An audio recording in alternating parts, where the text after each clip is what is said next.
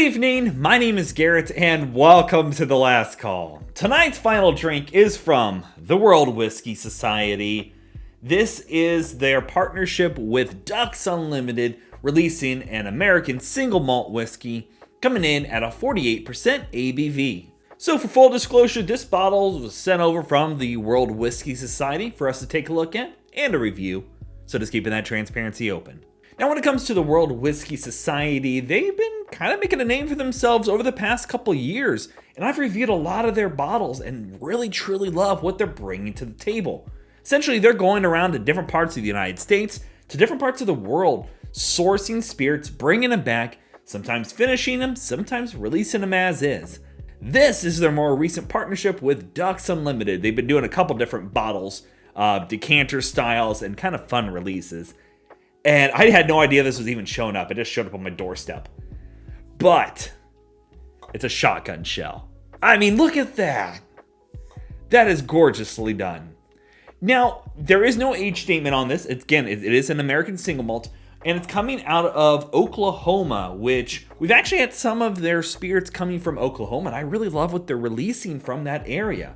I think keeping it at that higher 48% ABV is a good idea as well. Is it flashy? Yes. Are people going to judge it, especially in the whiskey community, based on that? Sure. But here at the end of the day, you know what? If what's inside the bottle really does taste good, it can be in any kind of shaped bottle. I don't care. As always, it doesn't matter what you drink or how you drink it, as long as you enjoy it. So, let's see how this American single malt goes. Now, I will say this is plastic. It'd be kind of cool if this was metal, but I kind of understand, especially having this being glass, not probably the best idea. But I still love that bottle. So as always, make sure you like the video, subscribe to the channel, hang around for a bit, become a member if you'd like.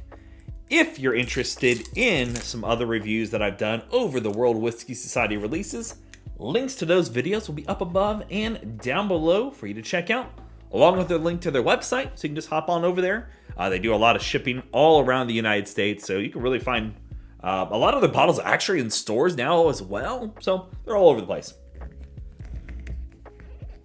Oh. I've been on an American single malt hunt recently. Love some good American single malts. Beautiful color. Look at that. Got kind of a dark golden color going on there. Very pretty in the glass. Let's not be super young if that's the case, which is definitely a positive. Alrighty, let's go for notes. Wow. Tropical. That is tropical. I love it. It's giving you kind of a sweet barley, but tropical notes. Like, almost like if you told me this was rum cask finished, I would have believed you. You get this kind of papaya and mango. That is unique. You also get a bit of like a cocoa powder sweetness, like a cocoa sweetness going on. A light bit of char, but a lot of sweetness. And as I keep going back, I get a little bit of like a smokiness as well. Almost like grilled fruit on, just like you put some, fruits down on the grill or on top of pork chops. Like a light bit of smokiness from that. That is unique and fun. There is a little bit, almost like it's got a little bit of ethanol on the nose. Not super strong, but it is kind of it's got kind of a weird astringency going on for me. But nothing necessarily harsh. There's no real off notes to it, but interesting. That has got some fruitiness, some dark chocolate, cocoa powder notes, a little bit of charriness from the cask. I'm still not expecting this to be old, especially coming from Oklahoma. I'm going to assume it's only probably a few years old on things. But overall, very unique nose. Not at all what I was expecting, and I'm really hoping that transitions into the taste itself. Let's find out. Still get a lot of fruits on the taste as well. Maybe not quite as tropical as I was picking up on the nose. More orchard sweet. You get kind of an apple and a pear, a little bit of apricot. There is a bit of alcohol in the taste, a little youth on the taste. It's not necessarily off or bad, but you do get kind of a nail polish remover kind of on the palate. Light bit of white pepper in there. Clings decently on the palate. That's a unique sip. Not at all what I was expecting when I sat down to review a single malt. Kind of digging it, and it's kind of taking me for an interesting ride. Maybe a little bit of like a diluted honey taste as well. Sadly, there's not a lot of cling on the palate, and I was really hoping that was kind of maybe grab a hold a little bit more and bring across some more flavors. You get that light bit of barrel char in there. But overall, that is a unique sip. There's not a lot of depth to it. Again, that makes me believe that it's a younger whiskey in here, even though it's got a nice dark color on it. It doesn't have the complexities yet. If this was a bottle that was like aged maybe a couple more years, I think it'd be a beautiful sip. But at its point now, it's just nice, soft, simple. You get that barley grain sweetness in there. Because you are a single malt using 100% barley, we do have to keep our mindset that you're letting that barrel and that little bit of barley do a lot of talking. And it takes time for that. You're not letting rye or wheat or corn help lift up and bring in some unique characteristics when you're relying 100% on barley. I mean, I'll be honest, it's a real easy drinker. As I keep going back, I'm finding less of that alcohol bite, that ethanol nail polish remover bite, and just finding more barrel sweetness, a little bit of chariness, and that underlying, it just is peeking through a little bit of that wood sugar sweetness going on. Very unique, and it's unlike any single malt I've sipped on to this point.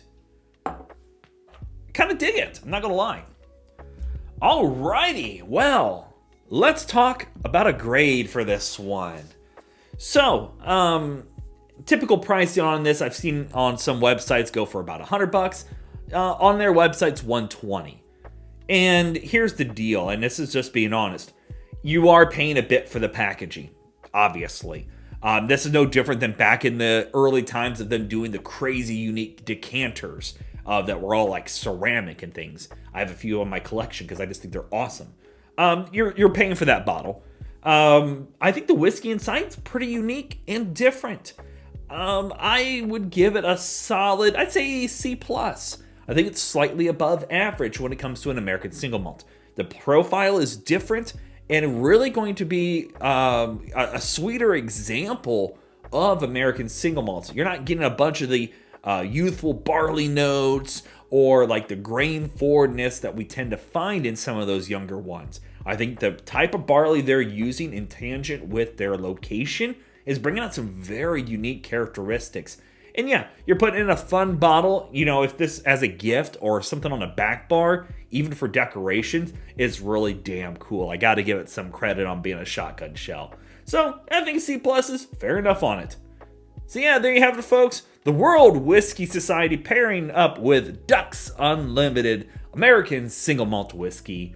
If you have any question about the bottle itself, let me know down in the comment section below. I will do my best to answer it. And if you have any specific bottles I should go looking for, also let me know down below. Love doing these reviews and sharing with you the experience at home. And as always, may your last drink of the night be the best one.